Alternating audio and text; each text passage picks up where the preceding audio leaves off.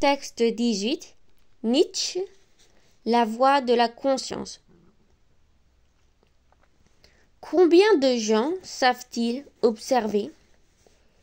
Et dans le petit nombre qui savent, combien s'observent-ils eux-mêmes? Nul n'est plus que soi-même étranger à soi-même. C'est ce que n'ignore, à son grand déplaisir, aucun sondeur de l'âme humaine.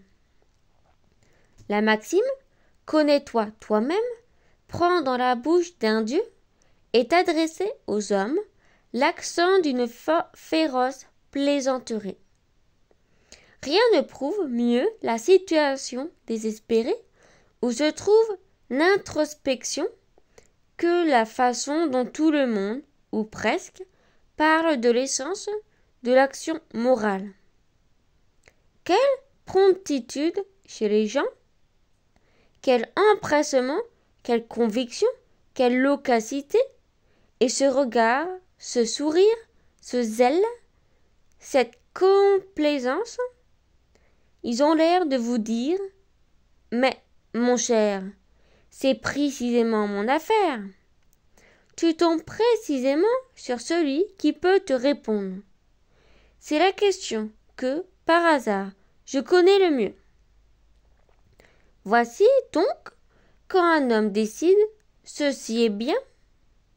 Quand il conclut, c'est pour cela qu'il faut que je sois, et qu'il fait ce qu'il a ainsi reconnu bien et désigné comme nécessaire.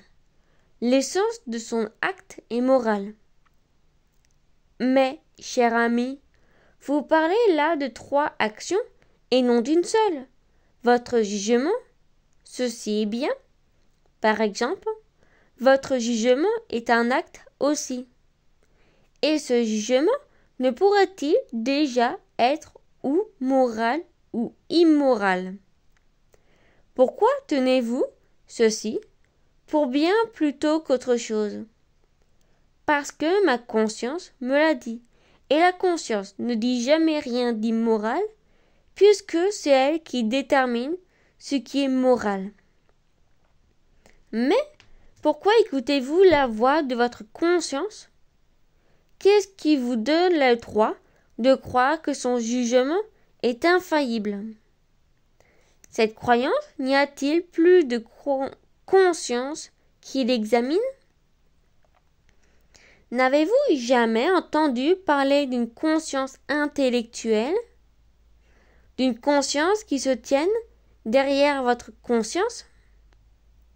Votre jugement, ceci est bien, a une genèse dans votre instinct. Vos penchants et vos répugnances, vos expériences et vos inexpériences. Comment ce jugement est-il né?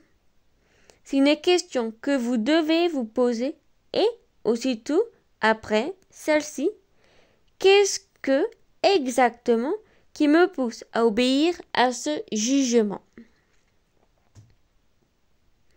Car vous pouvez suivre son ordre comme un brave soldat qui entend la voix de son chef, ou comme une femme qui aime celui qui commande, ou encore comme un flatteur, un lâche qui a peur de son maître, ou comme un imbécile qui écoute parce qu'il n'a rien à objecter.